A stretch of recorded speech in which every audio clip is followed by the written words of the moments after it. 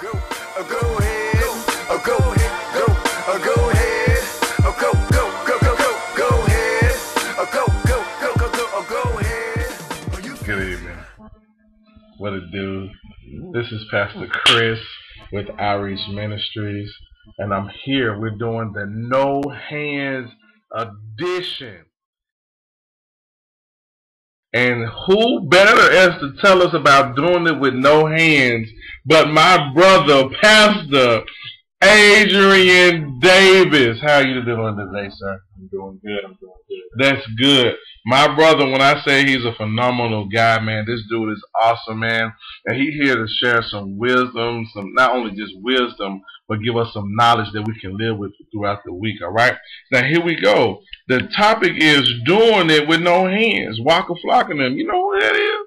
You know, in that song, it talks about, you know, girl, the way you moving got me in a trance.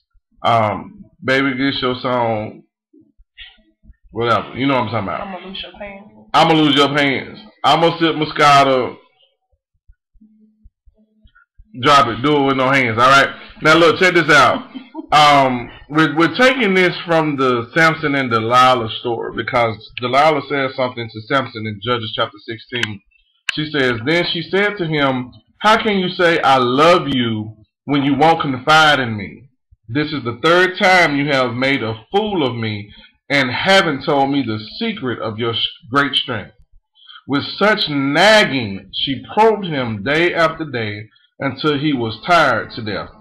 So he told her everything. 'No razor has ever been used on my head,' he said, 'because I have been a Nazarite set apart to God since birth. If my head were shaved, my strength would leave me, and I will become as weak as any other man.'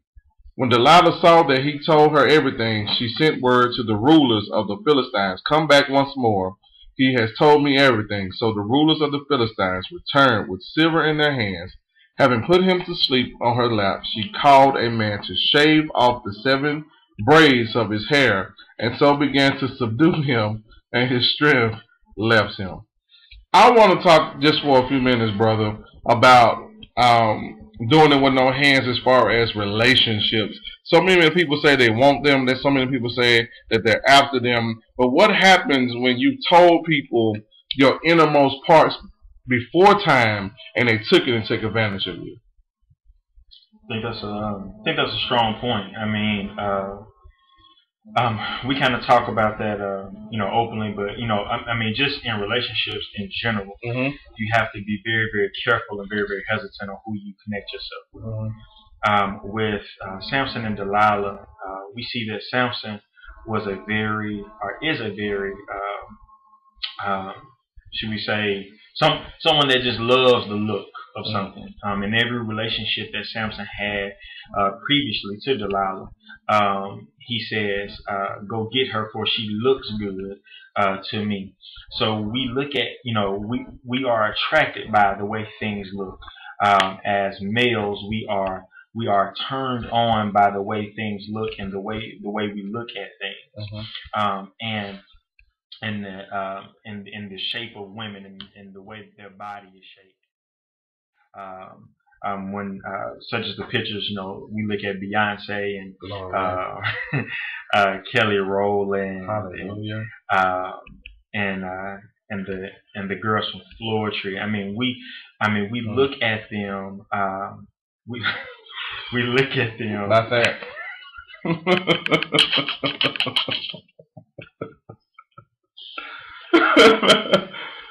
And you were stating, brother. But we look at some of the nicer thank you pictures, and we look at them, and we are initially attracted for males, and because we're very visual creatures. It's so so funny that women equate men to dogs all the time, and they say, "Man, men are nothing but dogs. Men, nothing but dogs." But there are 2 different kind of dogs. You have one dog that sits in the yard and that chases every car that drives by. That's what you call a mutt. That's a mixed breed that always wants to go after, the same thing, and always produces the same results.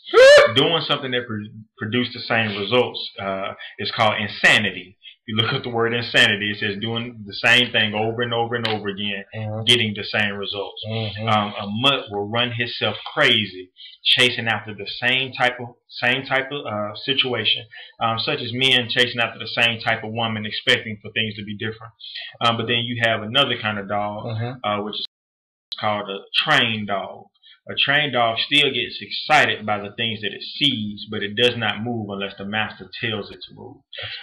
And that's what Samson did not have. Samson was not a trained individual. He did not move. He moved just because he wanted to move, or because he saw something that he liked.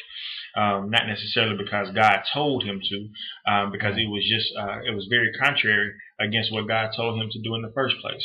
But he wanted to do something. He wanted to do something just because he wanted to do it, and that's what we have to be very careful in getting in relationships with, just based off of this person looks good to me. This person smell good. This person talk good.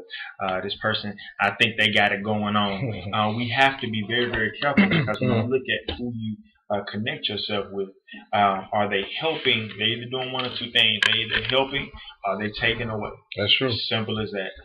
They're either adding to or taking away. So it's no gray areas. There's no in between. So I think that's the main thing that we have to look at. That's good. That's good. Waka Flocka said,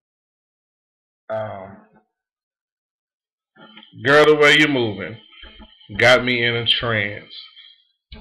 I want to deal with that whole girl, the way you moving got me in a trance, because, like you said, so many men are visual. And I really believe that if we learn how to stop looking at surface, how to really get to the substance of the thing, that's when we really find out who that person really is.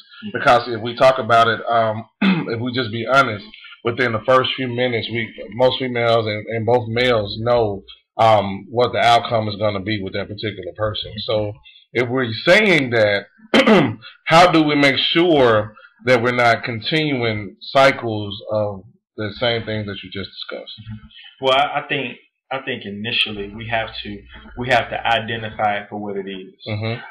When we get into a relationship such as Samson and Delilah, you see, even in the relationship with Samson and Delilah, you see where she tried to set him up previously before this even happened, before he even told her that his strength lied in his hair. She tried to set him up previously before, and when she tried to set him up, he escaped. He got out of the clutches, but then turned around and came back. So that's something we have to look at, because we, in relationships, say, God, give me a sign. Let me know if this is a relationship I need to be in. Let me know if this is the person I'm supposed to be with. And then God will give you a sign and an exit. And then you'll turn around and come right back. And so that's something we have to deal with, as far as not sacrificing common sense for what makes us feel good. It ain't that deep. It ain't nothing that's hidden in the text. It ain't nothing that's hidden in the scriptures. This is common sense. For if somebody's trying to set you up, and you continually keep going back. You continually keep doing the same thing over and over again, creating a cycle. Chris, I teach on this, and it was taught to me that when you constantly have a cycle, and there's a constant cycle going on, we can do it from the female anatomy. We can do female anatomy class one-on-one. Every month, female has a cycle. Unless she is taking a pill, she has a cycle. Now, with this cycle, the only way to naturally break this cycle is that she gets impregnated. That's the natural way to break the cycle. The same way, much in our lives, that if we constantly have a cycle that we cannot break, there comes a point in time where we have to become intimate. And we become intimate with God, so God can impregnate us with something. But the thing about being impregnated with what God has given us, God does not believe in stillborn babies. So whatever he impregnated us with, it has to be born unless we abort. And that's all on us. And so a lot of times we get impregnated with something and we say, okay, God, I'm going to stop this cycle. Then we get intimate with God for a season, get impregnated, but then we say it ain't happening fast enough. So then we want to abort the baby. When we already been impregnated, when we already got intimate, then we got to turn around and do it all over again. Because we say I can't last this long. And so in order to break a cycle of relationships, bad relationships, horrible relationships, we have to become intimate with God and let that be the main priority. Dr. Maurice Watson preached a sermon, said, let the main thing be the main thing. Yeah. And at the end of the day, letting the main thing be the main thing in your life needs to be God. Yeah. And if you and if that is your main thing, then you become impregnated and you become intimate with Him, and let Him impregnate you with your purpose and your possibility, to push you to your destiny. But until you get to that place, you will constantly run into the same situations over and over and over again. Oh my God! So that's the hard part about it. Is that after you done been kicked around enough, talk about after you done got beat up enough about the same situation, after you keep going back and forth about the same situation, then you would just get tired and say, God, I have to get intimate with you. Yeah. Because sometimes we don't realize God is all we need until God is all we have. That's real. And until life done beat us down and we don't realize that this is it. This is all we have. And then we realize then this is all we need. So I mean that's the only way to break the cycle. Ain't no ifs and buts about it. Ain't no other way around it. That's the way you break the cycle. Doc, and that's real, man. And you made me think about something when you said that. Literally, the song says no hands. But when you think about no hands, what else is taking place to make sure that thing comes to pass? And the thing that makes it come to pass is a word. Just like when Mary got the word that she was going to be having the Savior, it was a word that came to help birth the very thing that needed to take place. And not only her, but when her cousin, Elizabeth, was impregnated with John, she thought he was still, having a stillbirth or whatever. But a word came and said that you shall give life. So the baby that was on the inside of her literally leaped because of the word and the excitement that was about to take place of the Messiah.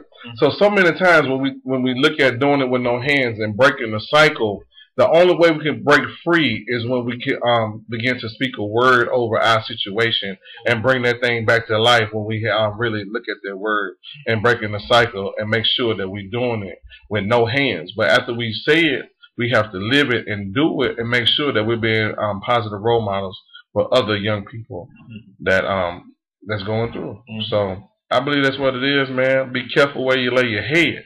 That's what my brother said. Be careful where you lay your head. That's what A-Dot said. Be careful where you lay your head.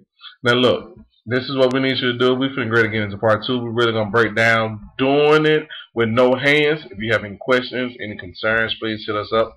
outreachministries@gmail.com. Once again, outreachministries@gmail.com. Look us up. Hit us up on Facebook with Outreach. Do it again. Ministries@gmail.com. Outreach. Laugh out loud. Get at us, alright? Be easy.